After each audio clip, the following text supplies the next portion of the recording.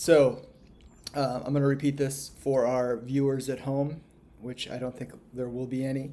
Our two big guided questions are: how are the adaptations and habitats of species related, and what causes the similarities between ecosystems within a terrestrial biome? If you're interested, I've got some notes in Google Classroom that you can check out.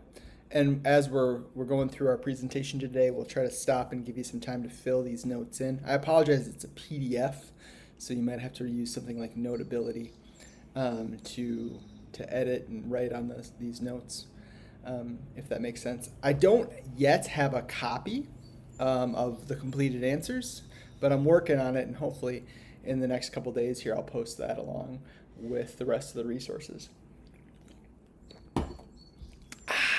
All right. And what time is it currently in Saudi? Oh, it's 6. 6 p.m. Oh my goodness, it's almost dinner time. What are you gonna Yeah, have for dinner? we had dinner. You already had dinner? What time do you eat dinner? Yeah, That seems really early. 5, 6. You eat dinner at Yeah. 5 o'clock? Goodness gracious. That's okay. Aren't you hungry by like 9 or 10? No, we sleep early though. So, Is that because of the heat? Like, are you trying to? no, we just, because our parents like to sleep early. What time do they get up? I, my dad wakes up at like 5 to go to work, Okay. and then my mom wakes up at like 6-ish. Nice. Yeah. Yeah. And what does she like to do when she gets Yeah. up in the morning? Does she go for a walk? Um, no, she like cleans the house, Okay. and then she like does golf. She like Nice. practices golf, and then she sleeps for a bit. She watches TV and stuff. Okay, I got you. Yeah, yeah. Man, and does she play outside in Saudi Arabia, or do they have indoor golf No, places? no, she just practices at home. She practices at home. I love that for her. Awesome. Yeah. Here are the eight different learning objectives that are associated with this. These are all SL learning objectives, and what I'm trying to do my best at is as we're kind of going through. Where is that document here? Oh, here it is. As we're going through, I'm trying to highlight really what you should focus in on um, for our exam, and so it makes it a little less overwhelming, hopefully. So there you go. All right, so a habitat is a division of an ecosystem. And so when we think about an ecosystem, an ecosystem describes kind of the flora and fauna and climate of a particular region, and usually those characteristics are specific, to that particular latitude or altitude or whatever the defining kind of factors that are enclosing that ecosystem happen to be. But then within that ecosystem, there are a number of different areas in which different organisms can kind of find the best option for them in terms of where they can live their day-to-day lives. And so, I make this analogy a lot, but last time I made it was with stem cells. But if you think of an ecosystem, it's like when you're born and you're little and your parents say, oh, when you grow up, you can be anything. You can be an astronaut, or you can play in the WNBA, or you can be a tap dancer or whatever. But as you get older, right, due to a lot of different things, due to your interests, due to competition from other students, you kind of start to change your options, and your options become a little bit more limited. And so within that range of possibilities, you find a niche, you find one place that suits you, and that's where you kind of live your life day to day. And so that's very much what a habitat is. And habitats aren't necessarily a fixed thing. Sometimes throughout the course of an organism's life, or throughout the course of a species evolution, their habitats might change. And again, a big impact or a big influence on habitat is competition. And so, for example, if an invasive species enters in your habitat and is able to outcompete you, which is a very common occurrence, then you might have to shift your habitats. Otherwise, you might be facing extinction, which is troubling or problematic. And so, first kind of note question: how would you describe the habitat of an elephant? Have you ever seen an elephant? Yeah. Yeah. And so, how would you describe its habitat? Where do you typically think of elephants living? Africa. Africa, and where in Africa do they live? Do they live in the Amazon River? Do they live on the top of Mount Kilimanjaro? Where does an elephant live? Like in sort of dry environment that Yeah. also has a lot of plants. Yeah, and what's the name of that kind of dry environment? You also find lions there. You find cheetahs. You find Plains. the plains. There's another word that starts with an S. Savannah. Yeah, the African savanna. The African savanna. And so you're right. They are plains. They're grasslands. There's relatively sparse vegetation. Elephants are movers. All day they move from place to place. They like to eat on the run. And so elephants need a large area of grassland because they're never standing still. They're always walking and foraging. I just saw a feature on television about a female elephant that adopted a herd of water buffalo, or bison, I think as they're called in Africa.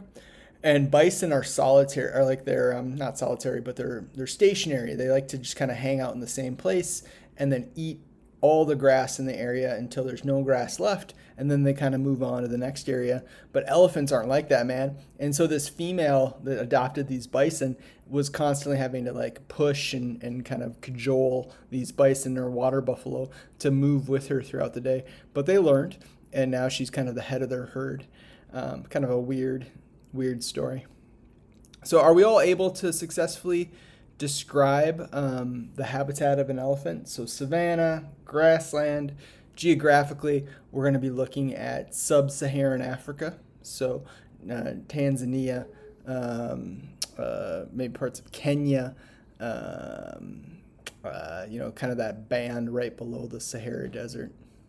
Does that make sense to everybody? Yeah. Yeah, these are African elephants, Yeah. of course. Asian elephants are a little smaller, right? Especially, you know this if you've had some experience in Thailand. And the Asian elephants often live in a little bit more dense forest because they're not as big, and so they can kind of chill out in the woods. Whereas African elephants are huge and need a little bit more room to roam. All right. So another way to think about habitats is through biotic and abiotic factors. What do you think biotic means versus abiotic? How are these two words different? Living versus non-living. Nailed it. Yeah. So a is a prefix that means non. And so when we think abiotic factors, we typically think about air and water and minerals. A lot of weather phenomena kind of falls under the abiotic category. And then when we think about biotic factors, we usually think about those kingdoms, the fungi kingdom, the plant kingdom, the protists, the bacteria, the archaea, and the animals. Just a little review, how are archaea and bacteria different?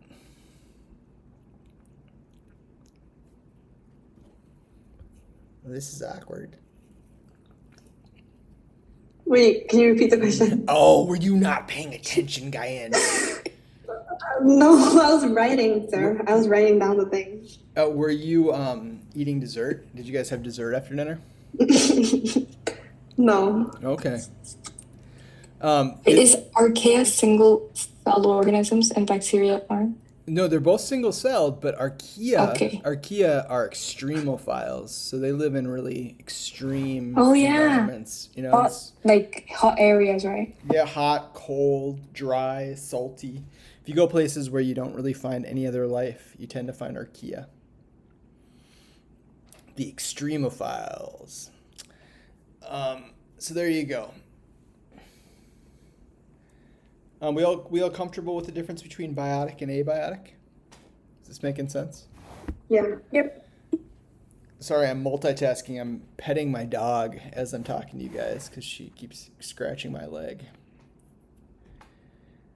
All right.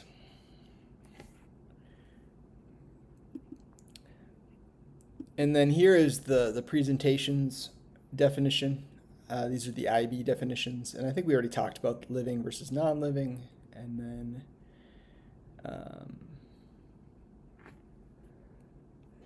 then the results of that in terms of shaping a habitat. All right, so this is kind of not as necessarily significant a part of B4.1, but still part of it. And we also get into these adaptations when we talk about plants. So when we get into our HL plant offering, we'll talk about adaptations that plants have to live in different environments. And what the IB really likes to focus in on is environments that are really salty, environments that are really hot, and then environments that are really at a high altitude. Those are kind of like the different abiotic factors that the IB tends to look at. And so here we've got some plants that might be found in the Swiss Alps.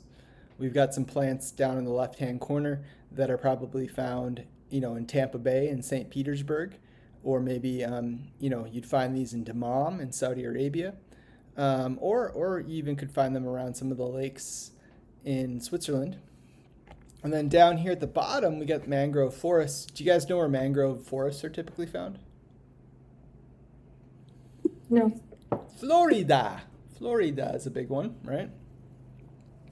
Lots of mangroves in Florida. There's lots of mangroves in Brazil. I think there's 6 or 7 different species of mangroves in Brazil.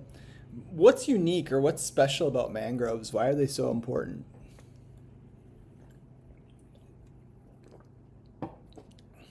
Do they not require soil as much, more just water or? Yeah. But what kind of water are they able to thrive in? Salt water? Yeah, or right on the kind of the transition from salt to fresh water. So you find mangroves, they're very salt tolerant, and they provide some really valuable ecosystem services for humans. Not only do they help to kind of filter out some of the salt water and create a natural barrier for freshwater fish and animals, but they also are a buffer against water-based storms, so like hurricanes. And so one of the problems that we're having in the southeast United States, maybe even where Maya has a house, is that hurricanes are increasing in frequency, but humans have removed a lot of these mangrove forests. And so we've lost those kind of natural buffers that slow hurricanes down before they land on land on shores. And so that's what we're struggling with now. But these just represent kind of 3 examples of how plants have adapted to these environments. So, for example, in the dry habitats, like the sand dunes, you typically find plants that have very waxy kind of cuticles or waxy outer coverings to prevent water loss. These plants also tend to be really low to the ground, so they don't get blown away because these areas are typically really windy. And then they usually have a very shallow but dense network of roots that helps them to anchor themselves to these sand dunes so they don't blow away in the wind as well. We talked a little bit about mangroves. Their biggest adaptation is their ability to process salt and still perform photosynthesis. And then plants in alpine areas tend to be very dry, so they exhibit a lot of the same characteristics as plants in deserts, in that they've got thick cuticles. Maybe they have pits where their stomata are, and they're able to survive in those high alpine environments. They also probably have a pretty dense but shallow root system, like we'd see in the grass and sand dune plants, because high alpine areas can get quite windy as well. And so if I'm looking at your notes, I'm noticing that there's some great information here already for you. So you might want to just go through at the bottom of page 2 and just highlight a couple of these adaptations. Do you need to know these specific environments? Absolutely not. But you should have a couple of examples in your back pocket. And then if you want to take a really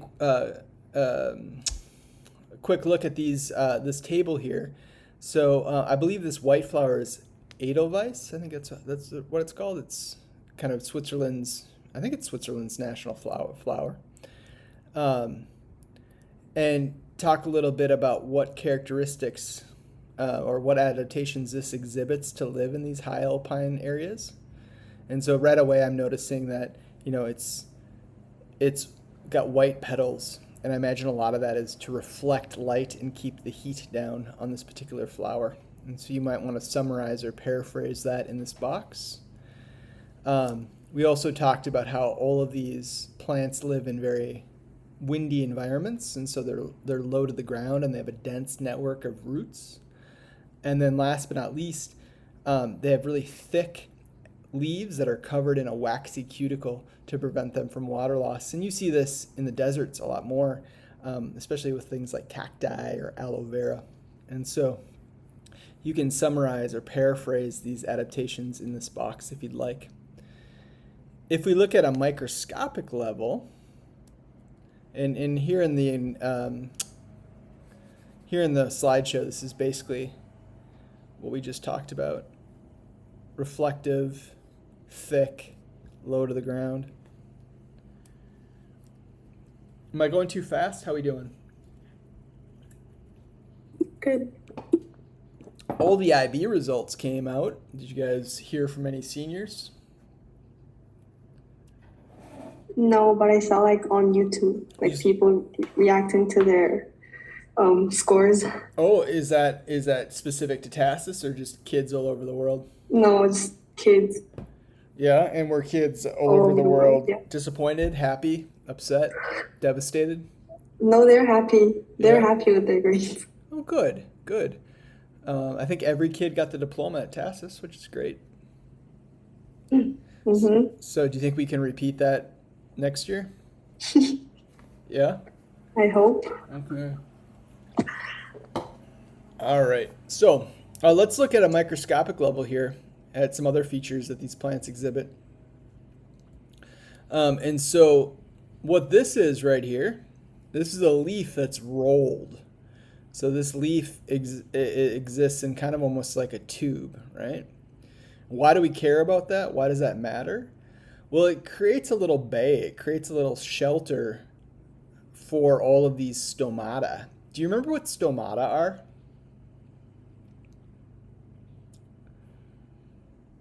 There's a little description here, but basically these are the sites of gas exchange. And so we want carbon dioxide to come into this leaf and we want oxygen to leave, right? But the problem is if it's too windy, that also removes water with the oxygen. And so the plant can become, I guess, dehydrated or just loses a lot of water too quickly. And so this clever little adaptation, which is just leaf rolling, is this plant keeping all of its stomata in kind of a safe and protected roll inside this little leaf, and therefore it's not impacted as much by the wind, so it doesn't lose water as quickly. These stomata are probably also a bit deeper, so these pits are a bit deeper than you typically would find on a normal leaf. And again, that's just to kind of prevent excess water loss. And then on the outside, to guard against all that wind, it's got extra thick wax that's going to prevent water loss on the top of the leaf as well, so to prevent it from drying out. Some other adaptations that you might find in plants, in this case that live in sand dunes, is they've got, again, a really shallow and dense network of roots.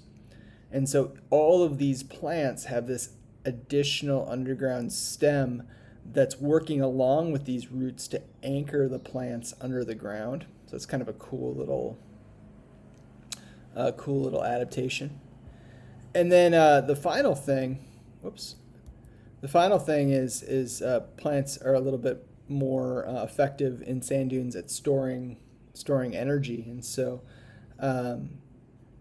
they've got a lot more starch stored throughout their plants structures than a typical plant, because again, you don't necessarily know if conditions are always going to be optimal for photosynthesis. And so these are 3 different microscopic adaptations that we see in plants as well. Do you need to know all 6 of these? No, but they just serve as examples if you were to get a question about what types of adaptations plants exhibit in order to survive in harsh conditions.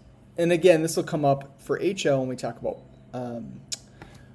about plants, which will happen, I think, in November. I'm just gonna pull this up really quick. Boop. There we go. All right, moving right along. I'll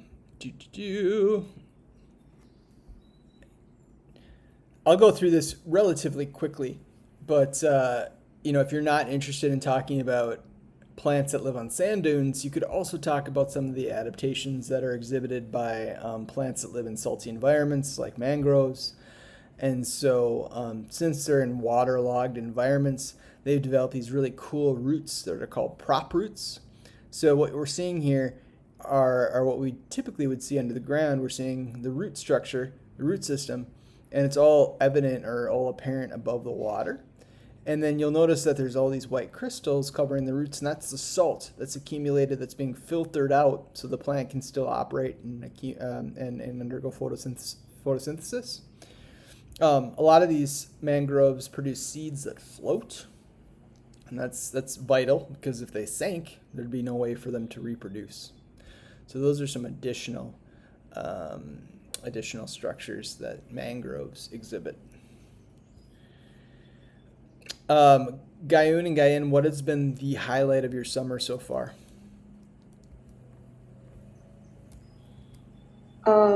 We did this we're doing this internship thing at the hospital. Mm. I think that's fun.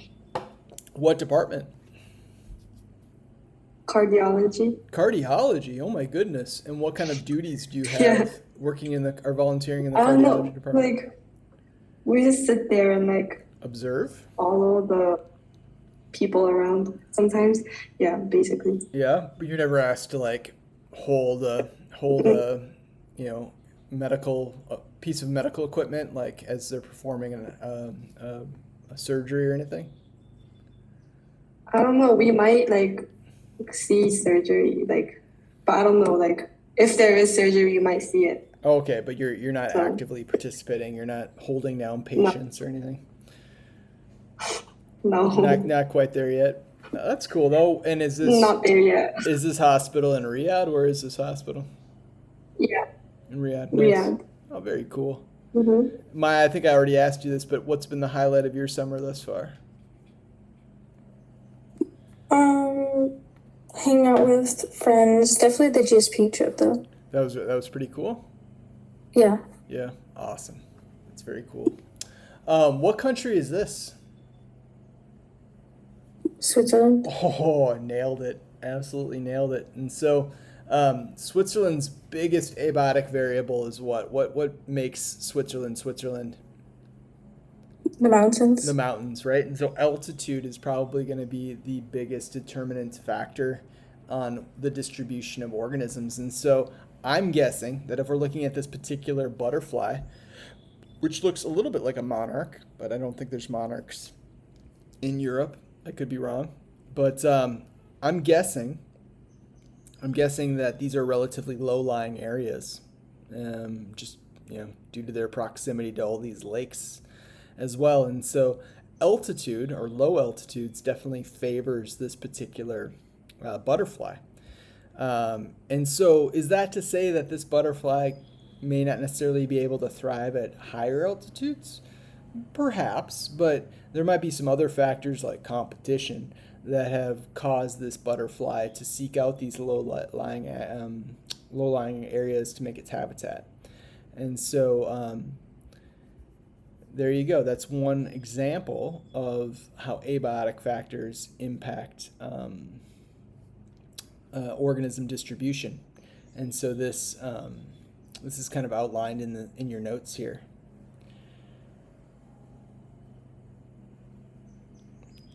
And I didn't even look for an example specific to Switzerland. This is just what was in this particular presentation. There's a website you can check out that has links to all sorts of different organisms, and you can see how they're distributed across Switzerland. So you can check that out. But it's interesting to see the difference between organisms that tend to live near lakes versus those that live in higher alpine environments. And the vast majority of Switzerland biodiversity does exist in these valleys, and not necessarily at the really high elevations. We're kind of beating a dead horse here because we've already looked at mangroves and the desert grasses and stuff, or the sand dune grasses and stuff. But if you want even more examples for how abiotic factors affect plant distributions, here are some different organisms you can look at, some different plants you can look at, and then you could do some research in terms of what is leading to where they live. So with Edelweiss, the biggest abiotic factor is elevation and temperature, and so it tends to bloom in kind of higher altitude mountain valleys in really specific times of the year. But that's not necessarily true of the globeflower or willow trees or whatever. Water is probably the biggest determinant of a willow tree's habitat. You tend to find willow trees near lakes and rivers. All right. What was the first thing that you ate when you came back to Riyadh, Gayoun and Gayen? Maybe they left. No. I don't remember. You don't remember? Oh my goodness. Is there a particular dish? My mom. Oh, your mom makes good food? Yeah. Yeah, did she make you something special when you got home? No. No? Aw. Sorry. Okay. Oh, jeez. All right. So let's talk a little bit about this idea of a range of tolerance. This was on an exam, I believe, 2 years ago. So maybe the first exam from the IB, but there was a question about what a range of tolerance is and how that affects habitats. But essentially, we would love it if every single organism lived right here, smack dab in the middle of its optimum range, right? That'd be so perfect. But unfortunately, this particular optimal range might overlap with another species optimal range, and those two species may have very similar eating patterns or mating behaviors or whatnot. And so oftentimes competition will drive a species to find a habitat that's maybe not perfect but still tolerable, right? And that's referred to as the range of tolerance, right? And so what we want to try to avoid is organisms shifting into physiological stress. And that's what we're seeing a lot with climate change as well as just human habitat expansion. So we're seeing organisms that should be very comfortable, even with competition from other organisms, in this optimal range, but are being forced, whether that's due to changes in temperature or whether that's due to changes in food availability, into these zones of physiological stress. And then if things get too extreme, we see zones of intolerance developing, and that's going to lead to extinction. And so one example that comes to mind, and I think we'll get into this a bit later, are coral reefs. What's happening with coral reefs, specifically the Great Barrier Reef in Australia? They're dying. Yeah, they're dying. It's so sad. And what's causing these Great Barrier Reefs to die? Like pH levels and climate change. Well, yeah, climate change. So the biggest impact is really just increases in the water temperature, right? But acidification is also incredibly problematic. And then not necessarily with the Great Barrier Reef, but other reefs around the world, we're also seeing rising ocean levels really impacting coral formation. And so depending on what reef you look at where you are in the world, there's a couple of different problems, but the biggest one really is temperature and acidification. And if we don't curb those issues, which it doesn't look like we're likely to do, that not only affects the coral and the anemones and everything that's associated with that particular structure or system, but it impacts all of the fishes, all the fish that are in the area as well. And so the ripple effects are really, really dramatic because the vast majority of biodiversity in our oceans exists in shallow areas and especially around these coral reefs. And so that's just a basic idea of what a range of tolerance is. Do we feel comfortable with what a range of tolerance is? Yep. Okay, okay. Um, there's a couple of different tools that help us establish what a range of tolerance is. And these are sampling, ecological sampling tools. And one of them is called a line transect, and the other is called a belt transect. And both of these tools take advantage of another type of thing called a quadrat. Now, Carly and Olivia use quadrats for their IAs, but a quadrat is basically just a grid. It's like almost like a physical piece of transparent graph paper, and you can put these on the ground, and based on the size of the quadrat, it can really speed up your ability to randomly sample what kind of organisms you find there. There's a formula, which we'll get into later, and you don't have to look at every single plant within your quadrat. So imagine a quadrat is like a meter by a meter. You just have to pick certain squares within this meter by meter, and then you do a formula that ensures randomness, and then that helps you better understand what organisms are present. And so the question then becomes, well, how do you know where to put the quadrats down? And so that's where these line transects or belt transects come into play. Basically, you can establish a line, and this line might be, it could be parallel to a sidewalk, or it could be, perpendicular to the sidewalk. So it could be going away from the sidewalk. And maybe you want to see if you move a meter and then 2 meters and then 3 meters, then 4 meters, then 5 meters away from the sidewalk, is biodiversity increasing? And so you would place that quadrat every meter, or maybe every 5 meters, or whatever you decided to do, and that would give you a sense of the range of tolerance of organisms as we're moving away from the sidewalk. So maybe the further you get away from the sidewalk, the greater the biodiversity. We also see this line transects or belt transects.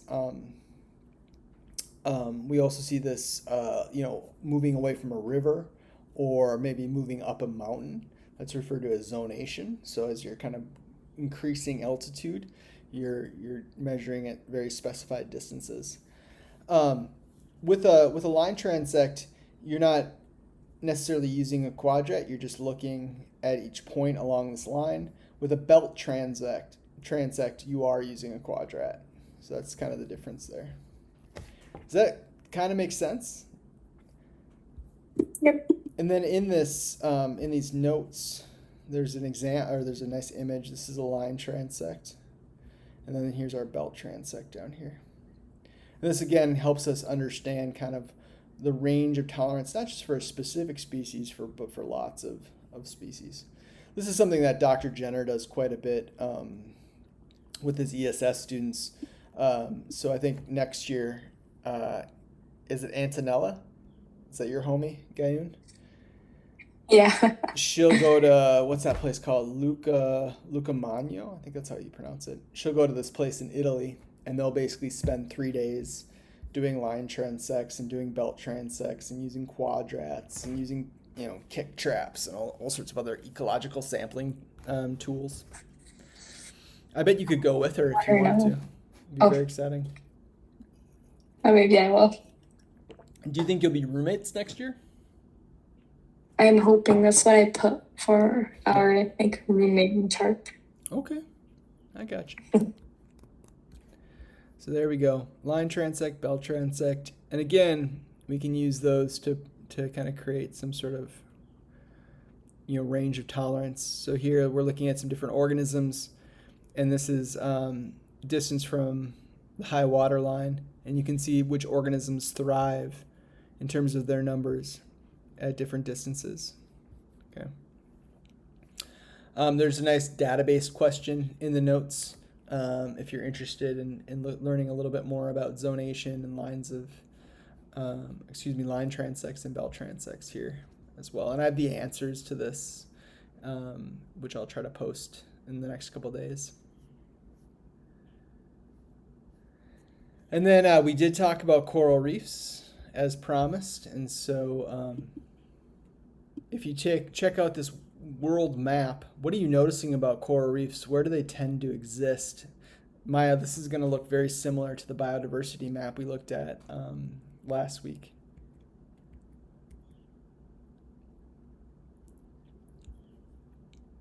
Like they're near around water. Yep, they're all in the water, which totally makes sense, right? But then in terms of latitude, latitude is the equator. yeah, they're all super close to the equator, and that's for a couple of different reasons. Number one, you're gonna find pretty consistent water temperature, plus or minus 20 degrees latitude. The second is insulation. So I'm not talking about insulation with a U. I'm not talking about the insulation that you'd find in a winter coat. I'm talking about insulation with an O. Do you know what insulation with an O is?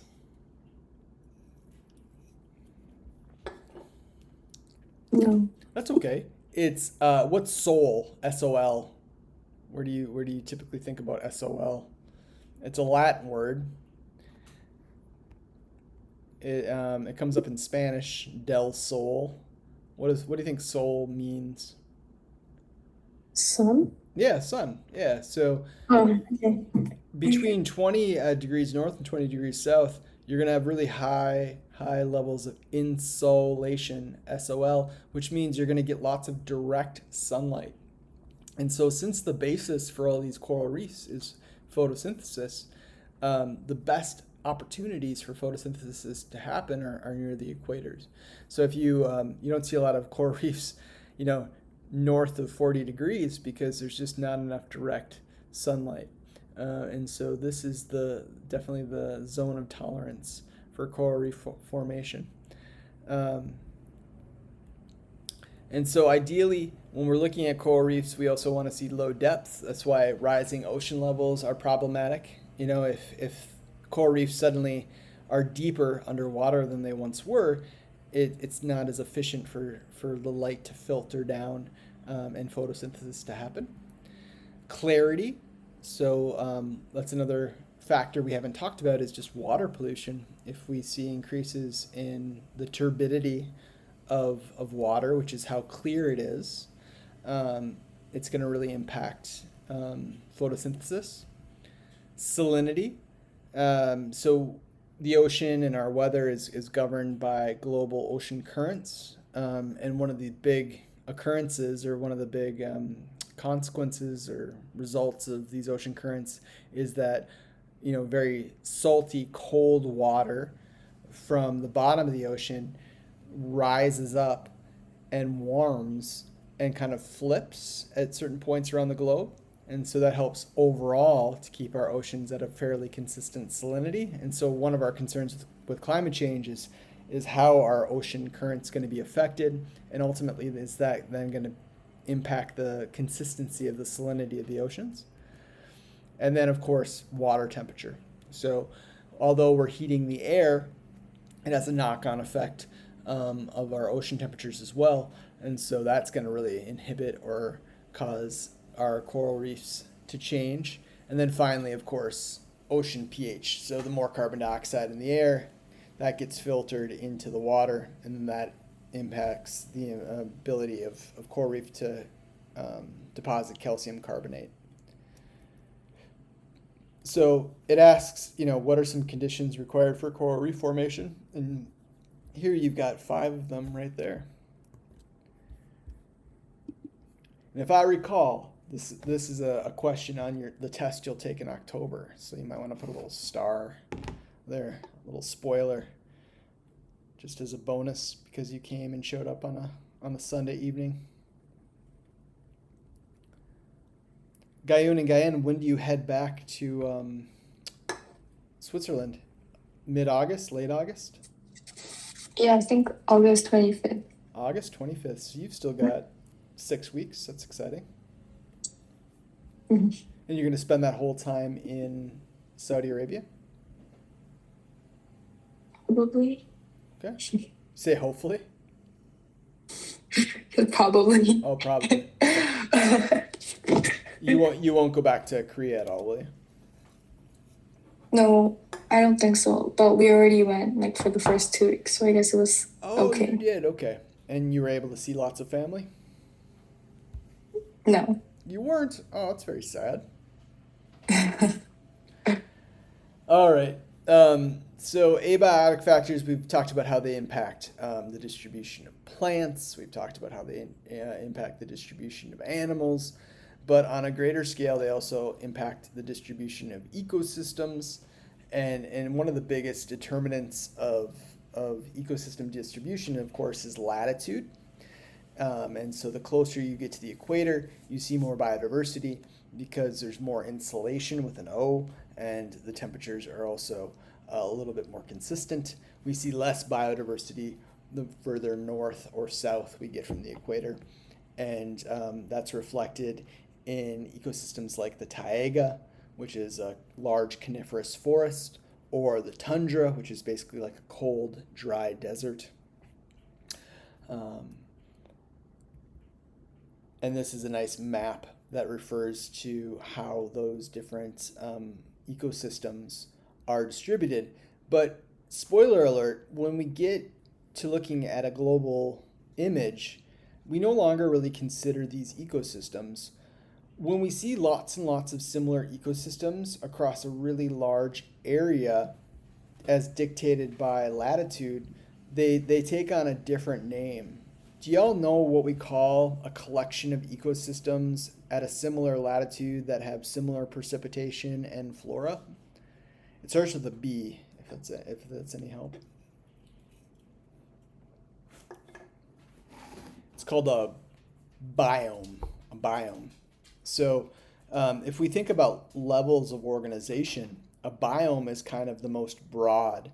There's actually one level above it that's the biosphere, which is a different way that we refer to the Earth. We call it Biosphere 1. Have you ever heard about Biosphere 2? No. So in Arizona, which is a state in the southwestern United States, in the, I guess, early 90s, I think it was like 1991, a kind of an eccentric Texas billionaire created this thing called Biosphere 2. And basically, what he wanted to do, I think his name was, I want to say Edward Bass. What he wanted to do is he wanted to see if it was possible to develop the technology to eventually build colonies on Mars or the moon. And so in the desert of Arizona, kind of outside this city called Tucson, and this other smaller city called Oracle, he built this basically colony, this self-contained structure that within it had 7 different biomes. So it had its own ocean, it had its own rainforest, it had its own savanna, it had its own some coastal areas, if I remember correctly.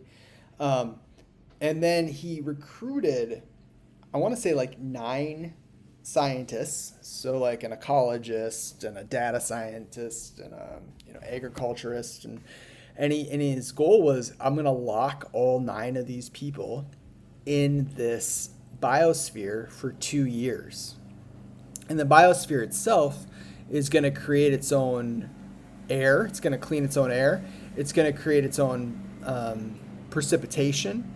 The people inside this biosphere are going to grow their own food. And can you guess how long the people stayed in there? 2 weeks? Yeah, it was about 2 weeks, I think, or maybe a month. It wasn't very long. I don't know the exact time. Because what happened was right away is the oxygen scrubbers weren't working correctly. And so I think the concrete hadn't fully cured, so it hadn't fully hardened, and the concrete was releasing carbon dioxide, and that overwhelmed the oxygen scrubbers. And so the people were like slowly asphyxiating. They were slowly kind of, running out of oxygen to breathe. And so they had to open it up right away. But then they sealed it back up, and they went for round two. And I don't remember how long they lasted the second time, but I believe one of the folks. Oh, I think we lost somebody. I heard a little ding. What was that? I'm not sure what that noise was. Anyways, what happened was a person had an emergency and cut themselves, and so they had to go out to the emergency room. But it kind of kept happening. It was kind of a failure. And now today, the biosphere thing is still open, but it's run by the University of Arizona, and they do lots of really cool experiments, but they don't try to seal people in it anymore. So that's Biosphere 2. All right. Are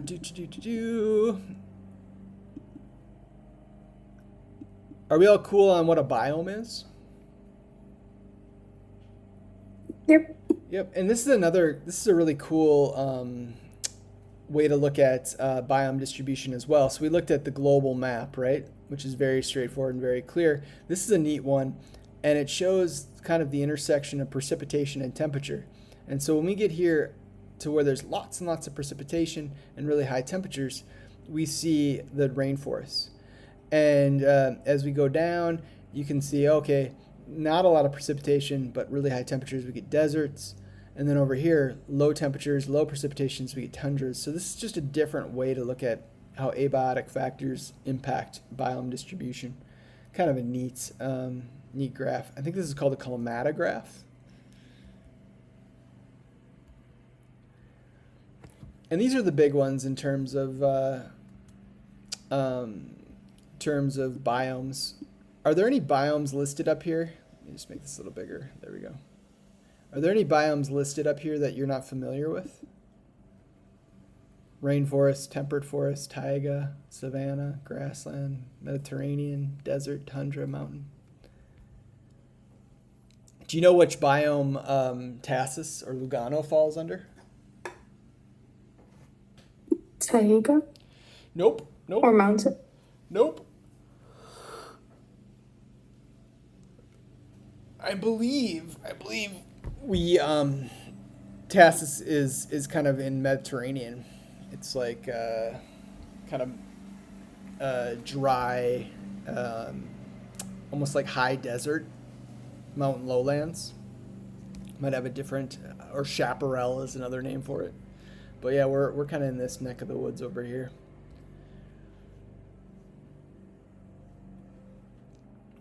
And then this is kind of a neat table.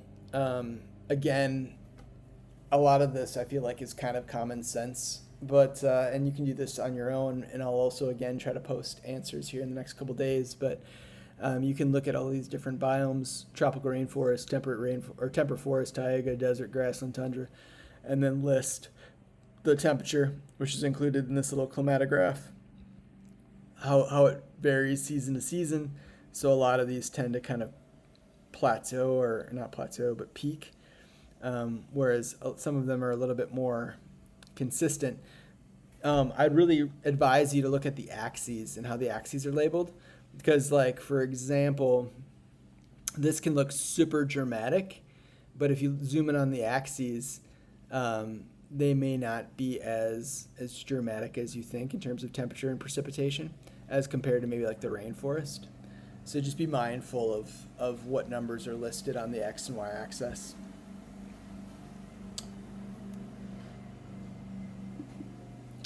Oh, the answers are already here for you. Boom.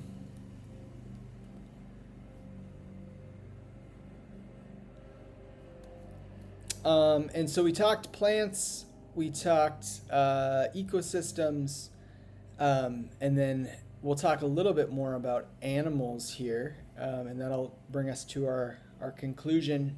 Do you need to know about like the fennec fox, for example? Absolutely not. Absolutely not. It's just one example you could point to if you were asked how abiotic factors impact the distribution of animals in a desert. And so what do you notice about these little guys? They're pretty cute. Their ears are really long Why do you think they've got those big old ears? for hearing. Well, that's part of it, but there's another big reason. Elephants kind of do the same thing. What else? To cool down. Yeah. So all that surface area is a really great way to dissipate heat or to release heat. And so they've got these big old ears that help them regulate their body temperature. And elephants are the same way. If you look at an elephant's ear, like an African elephant's ear, it kind of looks like the continent of Africa. And those big old ear flaps are just all about temperature regulation. And that's going to really help them to survive in these desert environments. They're nocturnal, so they tend to chill out during the day. And they've got really highly developed vision that's going to help them better see at night. That hearing is going to come in handy at night as well, which Maya pointed out. Their kidneys have really cool structures that help them retain water, and those are called loops of Henle, and we'll talk about that more as we get into kidney structure. And they can go quite a bit of time without eating anything, which is another super cool adaptation. So they've got really slow metabolisms. Because living in a desert is no fun, no bueno. Here's another adaptation, a flying lizard that lives in the tropical rainforest. So it's got some cool features that are going to help it navigate the altitudes, the different layers of habitats, whether they're living all the way up at the top in the canopy or down below. Same goes for this monkey. I think this is a spider monkey. Here are some more plants. So these particular plants are really going to be successful at navigating the different heights in a rainforest and outcompeting the plants around them. Some plants actually produce chemicals which inhibit the growth of other plants, and I want to say that's called allelopathy.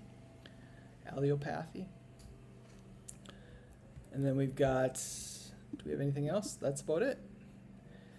So this didn't last as long as last week, Maya, so I'm going to get you out of here on time. But what are the big things to focus in on? If we just go back to these assessment statements, I would know what a habitat is. I would know what an abiotic and biotic factor is. I would know what a range of tolerance is. I would know what a biome is. And so those are kind of the factual statements you need to know. And then in your back pocket, I would have a couple of examples for how plants adapt to different environments.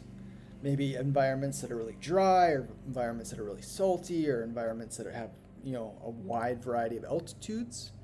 And then I would know some different examples of how organisms can adapt, like animals can adapt to either the rainforest or the desert. But that's about it for B4.1. How are we doing? Are there any questions at all? No. No? Anything I can help clarify?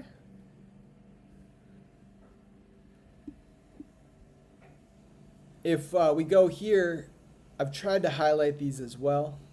And so I'm really trying to just eliminate anything that might be confusing or excessive, just so that we really can focus in on the nuts and bolts of the ecology unit. All right, well, that's all I got. I hope you have a wonderful rest of the day. Any big plans? No. No? I suppose it's almost bedtime, right?